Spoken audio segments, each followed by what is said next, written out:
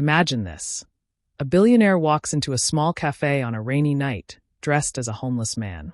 He sits down at a worn booth. A waitress named Sarah Mitchell serves him soup. And in that single moment of genuine human kindness, a fortune that took decades to build is about to change hands forever. But I'm getting ahead of myself. Let me start from the beginning, because this story isn't really about the money. It's about what happens when the world forgets to be kind, and one person remembers. It was 11:30 on a Tuesday night, and Sarah Mitchell's feet were screaming. She'd been on her feet since 5 in the morning. 10 hours. 2 shifts blended into one long blur of coffee refills, burnt toast, and customers who looked right through her like she was part of the furniture. Her name tag had rubbed a small red mark into her chest. Her apron was stained with things she didn't want to identify. And her bank account? Well, let's just say it was as empty as the diner would be in another 30 minutes. Sarah was 28 years old, and some days she felt ancient. She had a daughter, Emma. She was 7 years old, with big curious eyes and a laugh that could make the darkest day feel a little brighter. But lately, even Emma's laugh couldn't chase away the worry that lived in Sarah's chest. The rent was due in 5 days. The electric bill had a past due notice. And Emma's asthma medication was running low. She'd been using her inhaler more than usual when the weather turned cold. These were the calculations Sarah made every single day. Not algebra or math problems, but the math of survival. What could be cut? What was essential? Could she eat less so Emma could eat more? Could she work another shift? Could she ask for an advance, even though she already had? This was the rhythm of her life. Work, worry, sleep, repeat. Ruby's Cafe had been her home for 3 years now. It wasn't fancy. The vinyl booths were cracked, held together in places with duct tape. The coffee machine made a sound like it was dying every time it brewed. The fluorescent lights hummed overhead, casting everything in a pale, sickly glow. But it was honest work. Sarah was good at what she did. She remembered orders. She listened to people. She treated everyone, the businessman in a suit, the construction worker on his break, the elderly couple who came every Saturday, like they mattered. That was her gift, really, making people feel seen. But tonight, even that gift felt heavy. Sarah wiped down the counter for what felt like the 100th time, moving mechanically. The diner was nearly empty now. Just a couple in the corner booth, sharing coffee and quiet conversation. A young man studying textbooks at a table. And then the door opened. Rain poured in with a gust of cold wind, and Sarah barely looked up. Just another customer, probably wanting soup to warm up. She'd learned not to expect much anymore. Not from customers. Not from life. Expectations were disappointments waiting to happen. But then she saw him. He stood in the doorway for a moment, dripping wet. Absolutely soaked through. His clothes hung on him like he'd borrowed them from someone twice his size. A jacket so worn the seams were starting to split, pants with holes in the knees, shoes that looked like they'd seen better decades. His hair was matted down with rain. His hands were shaking. Not from the cold, exactly, though that was certainly part of it. But there was something else in that tremor, something deeper. A weariness that went all the way down to the bones. He couldn't have been more than 60, maybe 65, but he looked older. Much older. Like someone who'd been carrying something heavy for a very long time. The manager, Derek, looked up from wiping the grill and immediately frowned. Sarah had seen that expression before. It meant trouble.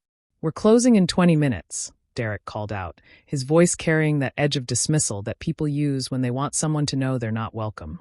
"Coffee only. No soup." The man didn't respond. He just shuffled slowly across the diner and slid into booth 6, the one by the heater. He didn't ask for anything. He just sat there, his shoulders hunched, staring at nothing. Sarah felt something twist in her chest. She'd seen this before too. The homeless population had grown in the city. Men and women with nowhere to go, nowhere warm to sit, nobody who wanted to acknowledge they existed. The diner got a few of them. Some nights they'd order water and sit for an hour, just to be warm. Derek usually let them stay for 10-15 minutes before getting irritated and telling them to move along. But this man was different somehow.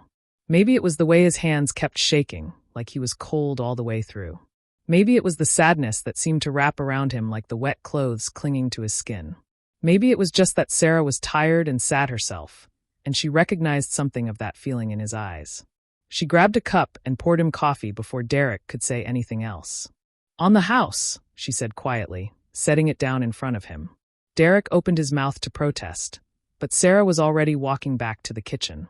She moved with purpose now, with a clarity that surprised her.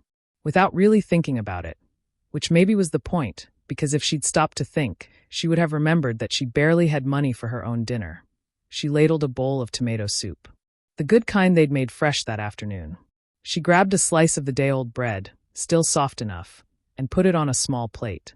She brought it to his table and set it down gently. "It's cold outside," she said. "You should eat something warm." The man looked up at her, and their eyes met for just a second. That was when Sarah noticed his eyes were different from the rest of him. Yes, they were sad. Yes, they were tired. But there was something else there too. Something intelligent. Something that suggested this man had seen things, known things, understood things that went beyond the surface of the world. He nodded slowly, like he was acknowledging more than just the soup. "Thank you," he said quietly. His voice was rough from disuse, but there was a gentleness to it. "Thank you very much." Sarah squeezed his shoulder once, just a brief touch to let him know he was human, he was seen, he mattered. And then she walked away. From behind the counter, she watched him eat. He moved slowly, carefully, like he was afraid the food might disappear. He savored each spoonful. He broke the bread into small pieces. And when he was finished, he sat for a while, just warming his hands on the empty bowl. Derek had gone to the back. The other customers were leaving. It was just Sarah and this man and the sound of rain against the windows. When the man finished, he sat quietly for another moment. Then he slowly reached into his pocket.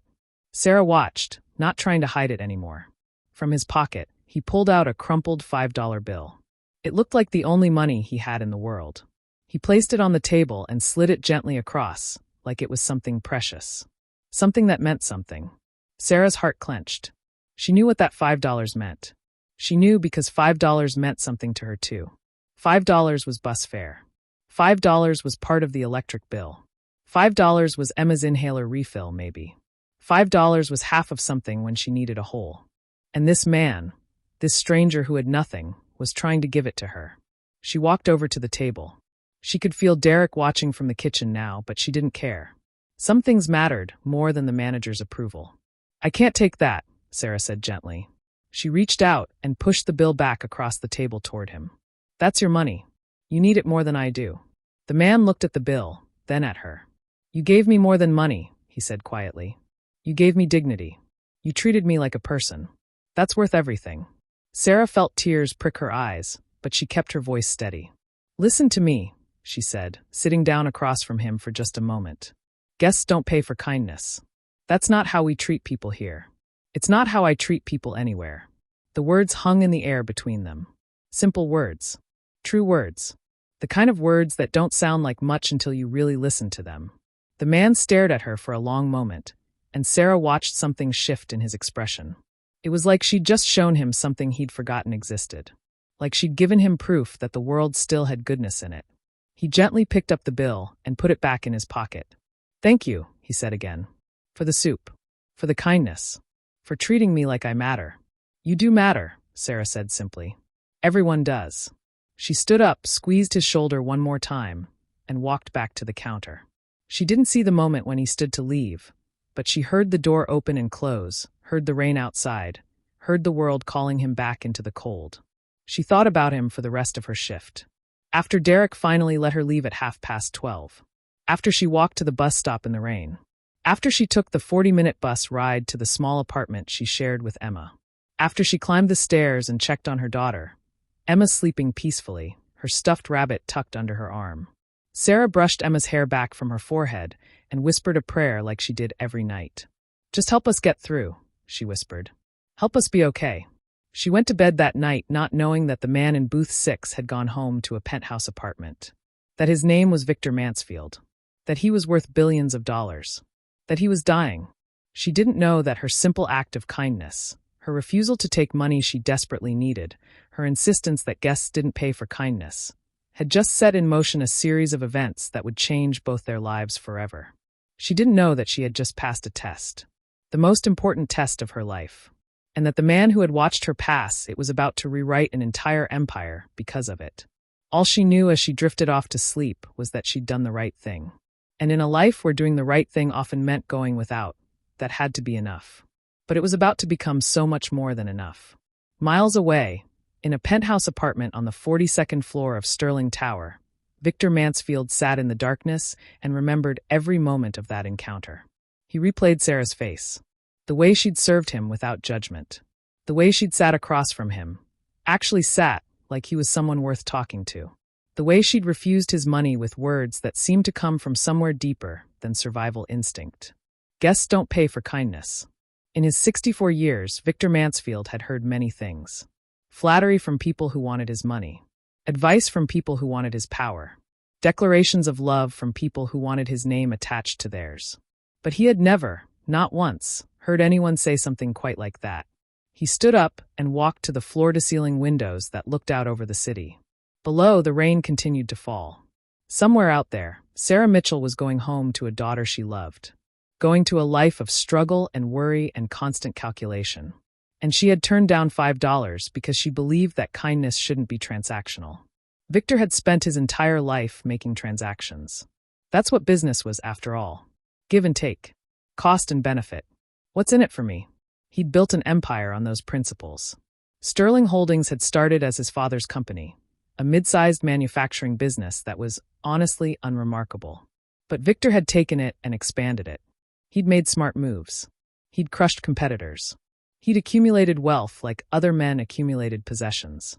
By the time he was 50, he was one of the richest men in the country. By 60, he was a billionaire 3 times over. But what had it bought him? His ex-wife had left him 20 years ago. She'd said he was married to his company, not to her.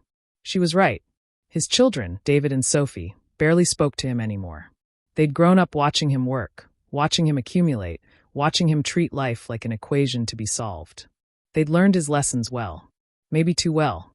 Just 1 week ago, he'd sat in a doctor's office and heard the word that changes everything: cancer. Stage 4. The kind that doesn't negotiate. The kind that doesn't care how much money you have or how powerful you are. How long? He'd asked the doctor, a woman with careful eyes and a steady voice. Months, she'd said. Maybe 6, maybe 8. I'm sorry, Mr. Mansfield. I'm very sorry. He'd left that office in shock, not from the diagnosis. He'd suspected something was wrong for a while, but from the sudden, terrifying clarity about what that diagnosis meant. The clock was no longer theoretical. It had started ticking. He'd called David and Sophie that evening. Told them about the cancer. Told them he probably had months to live. David's response was immediate. Dad, we need to talk about the company. I think I should start taking on more of a leadership role. People are going to need stability. They're going to need to know the transition is going to be smooth. Smooth. He meant profitable. For David. Sophie had been more subtle. She'd called him later, her voice dripping with artificial concern. Oh, Daddy, I'm so sorry. This must be terrifying. I hope you're not being taken advantage of right now. You know, people can smell weakness. They'll be circling. Maybe we should go through your financial arrangements. Just to make sure everything is secure. Secure. She meant for her. Neither of them had asked if he was in pain. Neither had asked how he was feeling. Neither had asked how much time he had left. They had talked about themselves, about protecting their interests, about the empire he'd built. And in that moment, sitting in his penthouse, Victor had understood something that shattered him. His children didn't love him. They never had. They loved what he represented. The money. The power.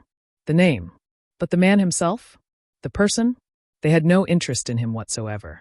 That night, he couldn't sleep. He walked through his apartment like a ghost, looking at the things he owned. The original paintings on the walls. The furniture that had been handcrafted by Italian artisans. The wine collection worth hundreds of thousands of dollars. The view that cost him more per month than most people made in a year. And he felt nothing. Less than nothing.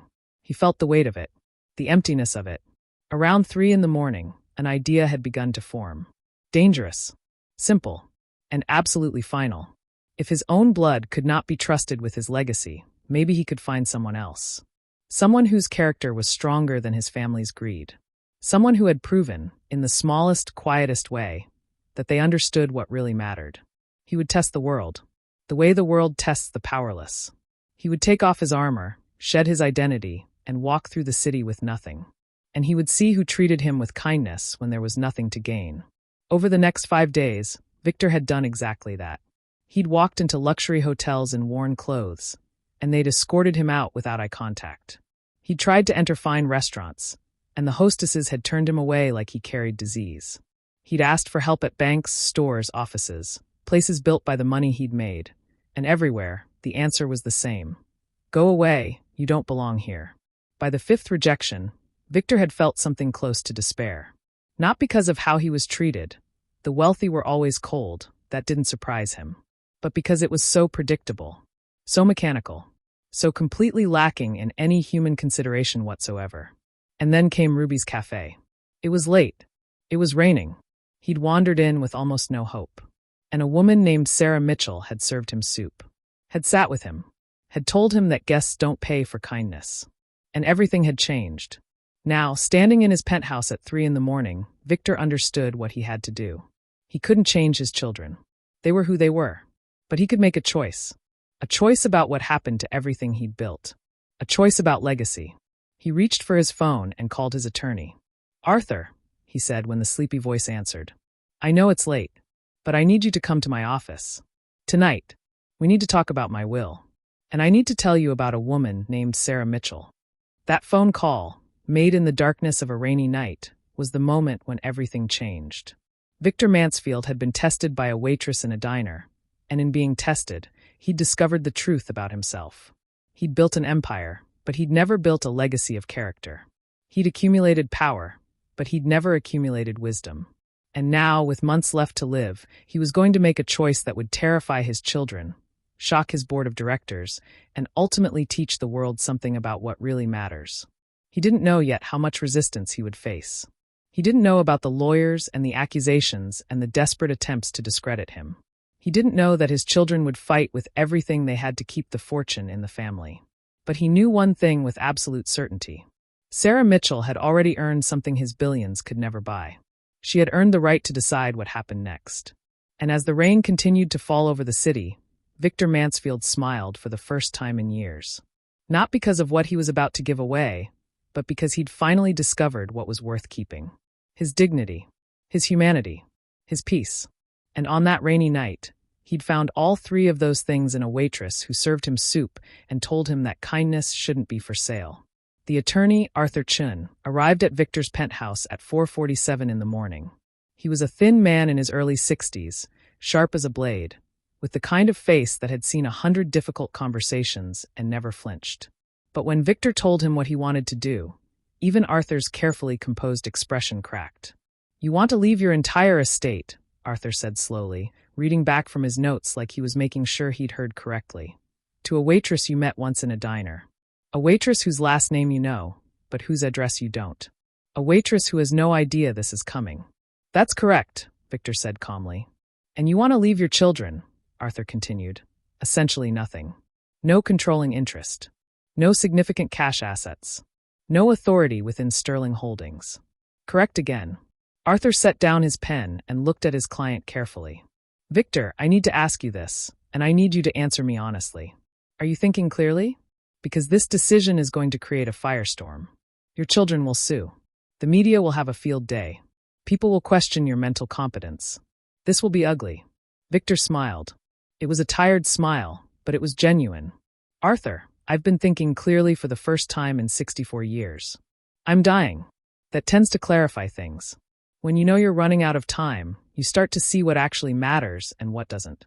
And I'm telling you with absolute certainty, my children don't matter in the way I'd hoped. But that woman matters in the way I forgot was possible." Arthur leaned back in his chair. He'd worked with Victor for 20 years, and he'd learned that when the man made a decision, you could argue with him, but you wouldn't change his mind. "Then we need to be very, very careful," Arthur said. "If we don't set this up perfectly, your children will tear it apart in court. We need ironclad protections. We need secrecy. We need layers. Whatever it takes," Victor said. "I want Sarah protected. I want her to be so protected that when this all comes out, she'll be secure no matter what my children try to do." And so they began. Over the next week, while Victor slept in short, painful bursts between doses of medication, Arthur constructed a labyrinth of legal protections. Trust structures, blind arrangements, safeguards that would make it nearly impossible for David and Sophie to challenge the will effectively. The beneficiary would remain unnamed until after Victor's death. The world would think his fortune was about to be divided among his children, right up until the moment they learned otherwise. It was a masterpiece of legal strategy. And it was also a trap, because Victor knew his children. He knew that the moment they realized something was wrong, they would begin to expose themselves. They would show their true colors. And by the time they discovered who the real beneficiary was, everyone would already know exactly what kind of people they were. The first sign that something was wrong came just 3 days after the will was rewritten. Victor's phone rang. It was David. His voice was casual, too casual. "Dad, I haven't heard from you in a few days. How are you feeling? I was thinking maybe we should set up a time to go over some company business. There are some decisions coming up that probably need your input." Translation: I want to start taking control before you die. "I'm fine, David," Victor said evenly. "The company is running smoothly. Arthur is handling everything." "Right, but Arthur's an attorney, not a strategist. I really think the board would feel more confident if we started transitioning leadership now. Just to be prepared." "Prepared for what?" A pause. "You know, for when you're not able to work anymore." Victor closed his eyes. Even now, even when his own father was dying, David could only think about power. "The company will be fine. Don't worry about it." He hung up the phone. 30 minutes later, Sophie called. "Daddy, hi. I just wanted to check in. How are you feeling? You sound tired."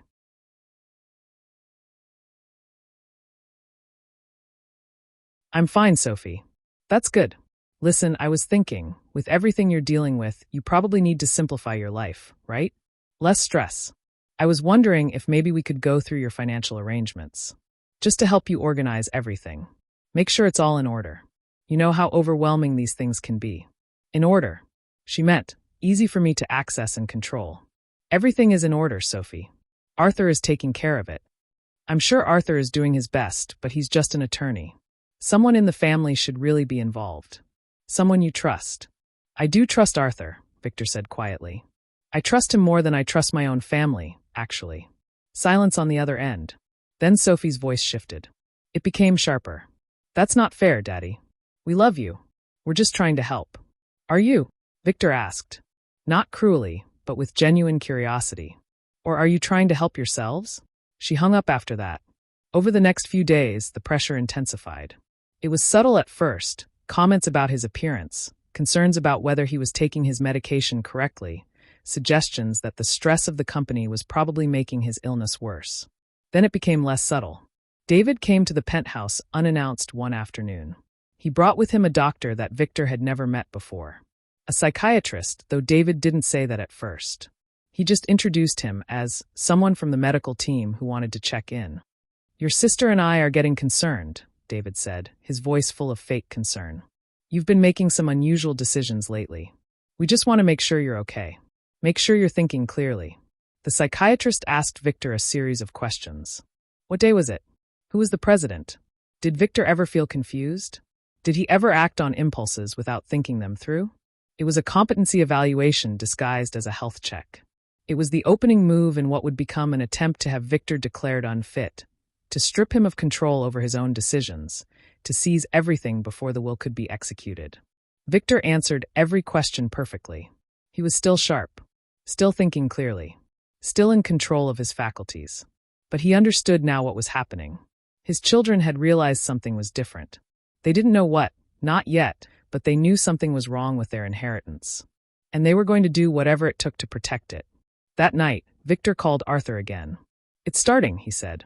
"They're getting desperate." "I know," Arthur replied. "My office was contacted by a lawyer representing your children. They're asking questions about your mental state. They're building a case." "Let them," Victor said. "Let them expose themselves completely. The more they do this, the more obvious it will be to everyone that they care more about money than about me. Let them prove it. And what about Sarah? What about her? If they realize she's the beneficiary before you die, they'll come for her with everything they have. They'll try to discredit her. They'll drag her through the mud. Then we make sure they don't find out before I'm dead," Victor said. "And we make sure that when they do, she's so protected, so supported, that nothing they can do will touch her." There came an evening when Victor could no longer hide how sick he was. He'd been declining rapidly over the past week. The cancer was winning the war. His body was betraying him bit by bit. He barely had the energy to get out of bed. His doctor had started talking about hospice, about comfort care, about preparing for the end. Victor had decided that before that end came, he needed to have one final conversation with his children. He asked them both to come to the penthouse. David arrived first, looking annoyed that he'd been summoned. Sophie came an hour later, dressed in a designer dress like she was going to a party afterward. Neither of them asked how their father was feeling. Neither brought flowers or food or anything that suggested they cared about his well-being. They just sat across from him in the living room like he was a CEO about to announce his retirement, waiting to hear when they could claim what was theirs. Victor looked at them both for a long moment. He really looked at them. David, his firstborn son, 42 years old, wearing a suit that probably cost more than most people's monthly salary. Sophie, his daughter, 38, with perfectly styled hair and perfectly applied makeup and a perfectly empty expression when she thought he wasn't looking. He had made these people. He had fed them, educated them, given them every advantage. And in return, they had given him nothing but disappointment. "I want to tell you something," Victor said quietly. "And I want you to listen without interrupting. Can you do that?" David shifted in his seat, impatient. "I'm dying," Victor said. "We know that. I probably have a few weeks left, maybe a month if I'm lucky. And I've spent the past month thinking about what that means. What it means for my legacy. What it means for everything I've built." "Dad," David started, but Victor held up his hand. "Let me finish. I've spent my whole life building an empire. And I did it so that I could pass it on to you. So that you would have security, comfort, opportunity. I thought that's what parents did. I thought if I gave you everything, you'd become good people." Sophie's jaw tightened slightly. She knew where this was going. "But something happened," Victor continued. "Something that changed everything. About a week ago, I went to a diner. I was dressed like a homeless man, and I met a waitress. A woman named Sarah Mitchell. She gave me soup. She treated me with kindness. When I tried to give her $5, she refused it. She said guests don't pay for kindness." He paused, watching their faces. "And when she said that, I realized something. In all the time I've known you both, you've never shown me kindness without expecting something in return. You've never treated me like I was a person. You've only ever treated me like I was a bank account." David's face flushed. "That's not fair." "It is fair," Victor said calmly. "When I told you I was dying, you asked about controlling shares, David. You didn't ask if I was scared. You didn't ask if I was in pain. You asked about power." He turned to Sophie. "And you suggested that maybe I was getting confused. That maybe I couldn't be trusted to make my own decisions. You wanted to get control before I could give it away." "We were trying to protect the company," Sophie said, her voice cold now. "Someone had to think about the business." "No," Victor said. "You were trying to protect yourselves. The business would be fine. But you wouldn't be fine unless you had my money. And you made sure I knew it." He sat back in his chair. The effort of speaking had exhausted him, but he kept going. "I've rewritten my will," he said quietly. The silence that followed was absolute. "I've rewritten it, and I've given the majority of my estate to someone who deserves it. Someone who understands what kindness means. Someone whose character is worth more to me than all the blood relations in the world." David's face went white. "Who?" he demanded. "Who did you give it to?" "That's not your concern," Victor said. "It absolutely is our concern." Sophie stood up, her perfect composure finally cracking. "Daddy, you're not thinking clearly. You're sick. You're on painkillers. Someone is manipulating you. We need to get Arthur's advice. We need to." "Arthur knows," Victor said. "Arthur and I have set up protections that you won't be able to break. This is final." David stood up too. "You're making a mistake," he said, and now all pretense of civility was gone. His voice was hard. Angry. "You're throwing away your legacy. You're throwing away everything you've built." "No," Victor said. "I'm finally building something real. Something that matters." "This is insane," Sophie said. She was shaking now, not from sadness but from rage. "You're acting like a crazy old man. We'll have you declared incompetent. We'll challenge this will in every court in the country. Whatever you've done, we will undo it." Victor smiled. He actually smiled. "Then try," he said. "And in trying, show the world exactly what you are. Because I've already documented everything. I've already told the board what you've done. I've already prepared for your reaction. So please fight me. Fight me with everything you have. Show everyone who you really are." David and Sophie looked at each other. They understood in that moment that they'd been outmaneuvered. that their father, dying though he was, had seen them coming and prepared for the assault. "You don't deserve our forgiveness," Sophie said coldly. "I'm not asking for it," Victor replied. "I just want you to understand. I did everything I could for you. And it wasn't enough because what you needed wasn't love. It was just more. Always more. And I couldn't give you that. I wouldn't give you that." They left in silence. No goodbye. No last moment of connection. Just the sound of the penthouse door closing. Victor sat alone in the darkness and felt something he hadn't expected to feel: peace. He'd done it. He'd drawn the line. And no matter what came next, he knew he was right. The reading of Victor Mansfield's will took place on a Tuesday afternoon in his attorney's office. The room was all mahogany and leather, the kind of place where important things happened, where the fate of fortunes was decided. David and Sophie sat in chairs across from Arthur's desk. They had dressed carefully, expensive but somber clothes, faces arranged into expressions of grief. They were still, in that moment before the reading began, the grieving children of a dead man. In a few minutes, everything would change. Arthur opened the file folder in front of him. He cleared his throat.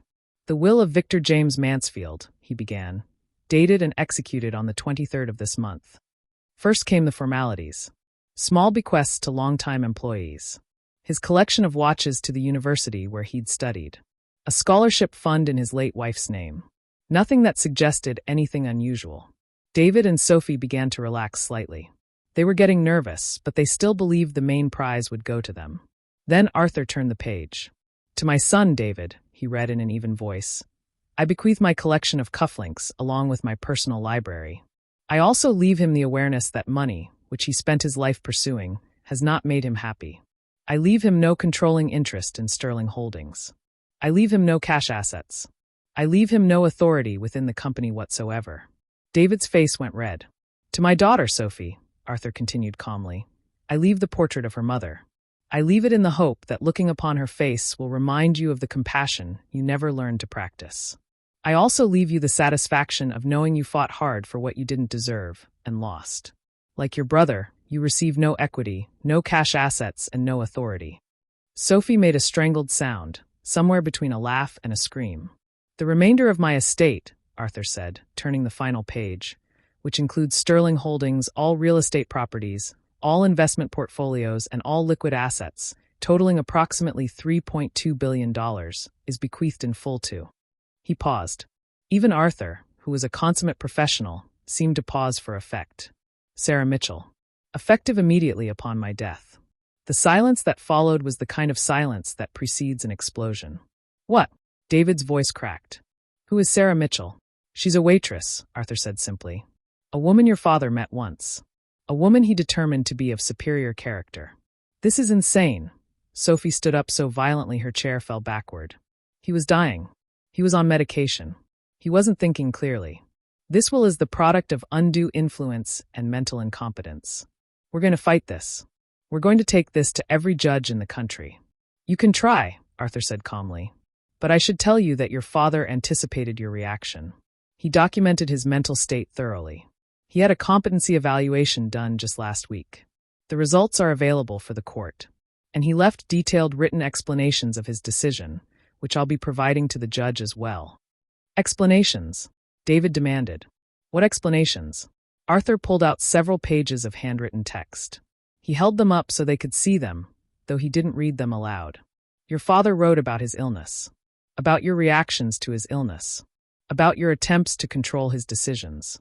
About the moment he met Sarah Mitchell and experienced genuine human kindness for perhaps the first time in his life. He was very clear about his thinking. Very clear about why he made this choice." David's hands clenched into fists. "The will is airtight," Arthur said. "I spent months making sure it was. Your father understood what you would try to do, and he prepared accordingly. I'm sorry, but there is no legal path to contesting this effectively." "There's always a path," Sophie spat. "And we'll find it.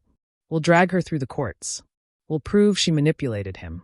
We'll take her name apart piece by piece if that's what it takes." "You're welcome to try," Arthur said. "But I should warn you that your father also set up provisions to protect Sarah from exactly this kind of attack. She'll be represented by the best lawyers money can buy. And the court will have access to all of your father's documentation of your own behavior, including the recording he made of your visit to him, where you both made it clear that your concern was not his well-being, but his assets. That was a lie. There was no recording.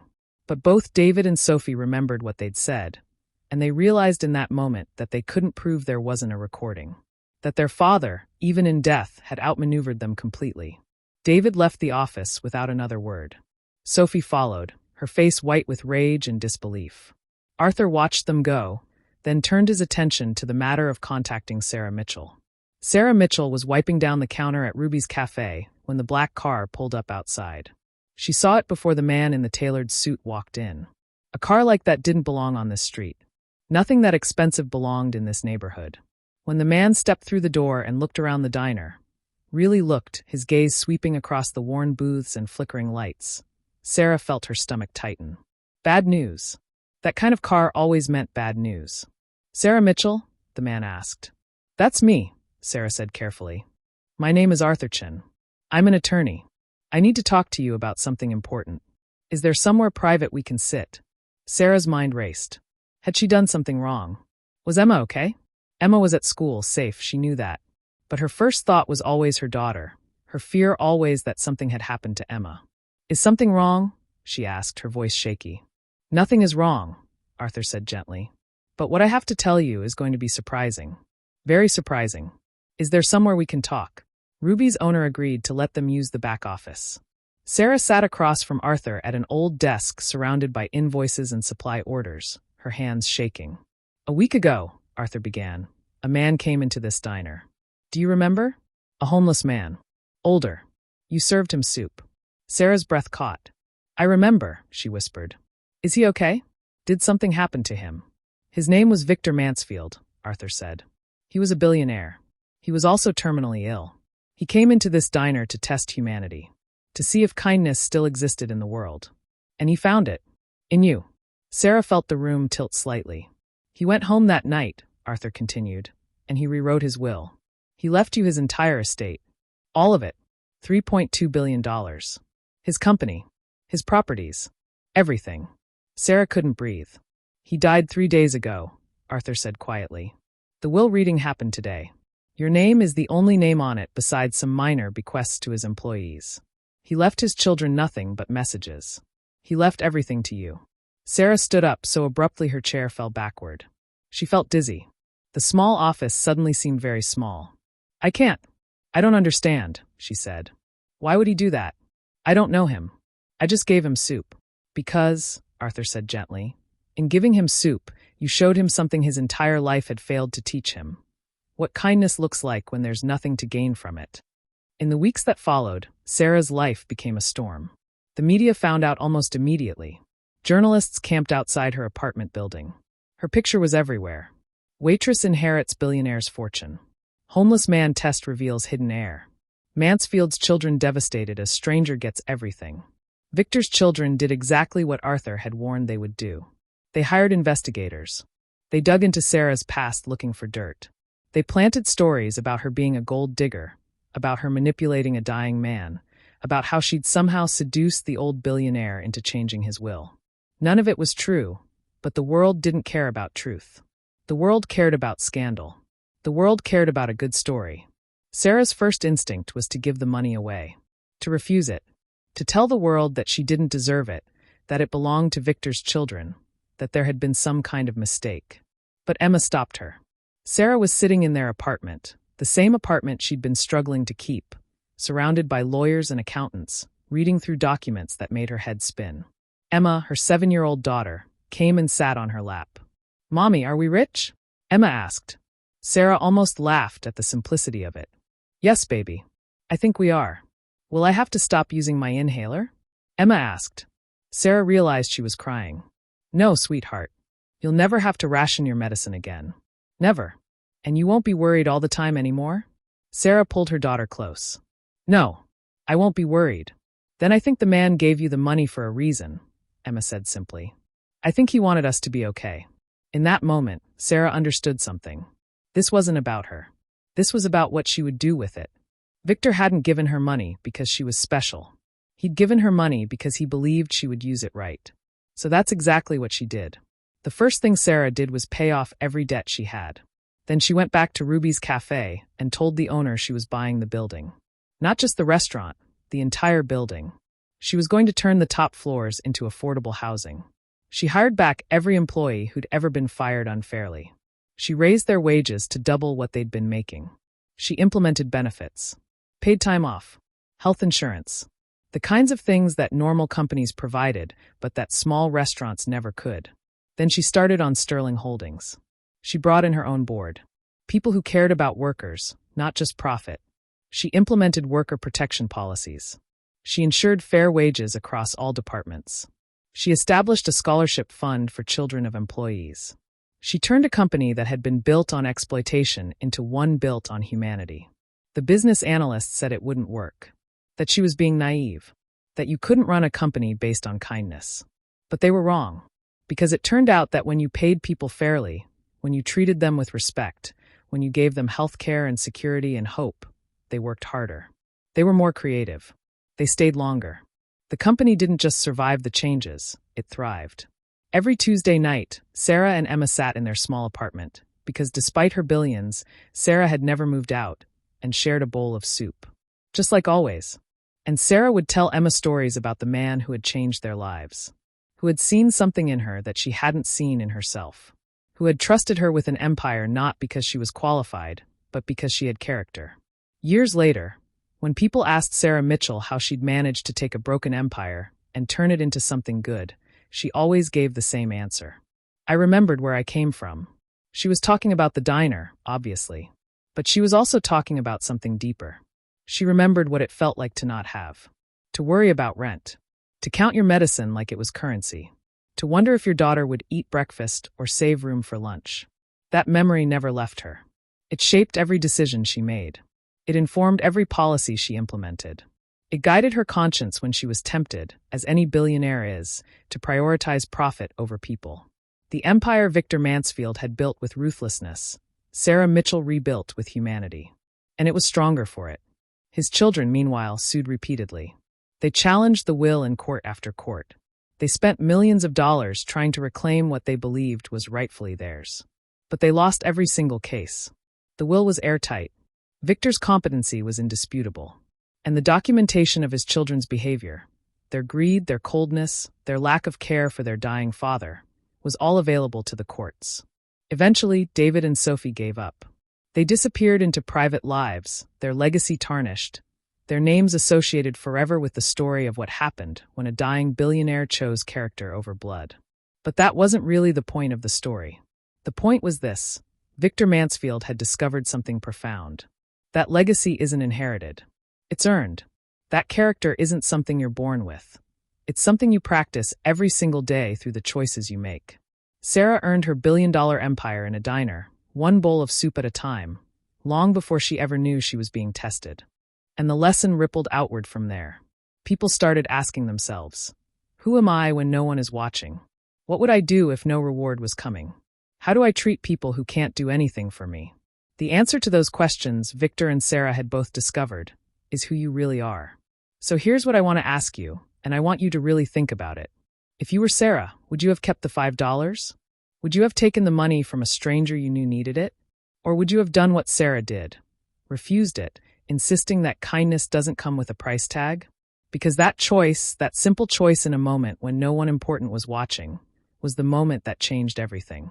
You never know who is watching how you treat people when there's nothing to gain. You never know if your kindness is going to ripple outward in ways you can't imagine. You never know if the stranger you help with a bowl of soup is going to be the person who changes your entire life. But here's the thing. It doesn't matter if they are or they aren't. True character isn't revealed in moments of reward. It's revealed in moments of choice. It's revealed when you're exhausted and struggling and someone in front of you needs help. And you help them anyway, not because you expect to be rewarded, but because it's right. Kindness given without expectation of return is never wasted. It travels. It echoes. It changes lives, including your own. Victor Mansfield learned that. Sarah Mitchell knew it instinctively. And now, having heard their story, maybe you do too. The question is, what are you going to do with that knowledge? Are you going to go back to treating people based on what they can offer you? Based on their status or their wealth or their usefulness to your life? Or are you going to be like Sarah? Are you going to see the humanity in everyone? Are you going to offer kindness freely, without expecting anything in return, because it's right? Because that's where real legacy begins. Not in corporate boardrooms or bank accounts, but in moments like these. In the choice to see someone, really see them, and treat them like they matter. Because they do. Everyone matters. And the world changes, it really does change, when enough of us remember that. Sarah Mitchell never expected to be a billionaire. She never expected to rebuild an empire. She never expected to change the world. But she did all three, not because she was special or extraordinary, but because on one cold, rainy night, she chose kindness over survival. She chose to give instead of take. She chose to see the humanity in a stranger when the world had forgotten how. And that choice echoed forward through time in ways neither she nor Victor could have predicted. His legacy wasn't money. It was proof that character matters. That kindness matters. That how you treat people when no one is watching is the most important thing you'll ever do. Remember that. Remember it the next time you're exhausted and someone needs help. Remember it the next time you're tempted to be cold, to be distant, to be someone less than your best self. Remember that you never know who is watching. You never know whose life you might change with a single moment of genuine human kindness. And remember that in the end, that's what we're here for. Not to accumulate. Not to compete. Not to win. We're here to love. To see each other. To remind one another that we matter. That's the empire worth building. That's the legacy worth leaving. Thank you for watching this story. If it moved you, please share it with someone who needs to remember what kindness looks like. Because someone in your life right now needs to know that they matter. And maybe you're the person who can show them.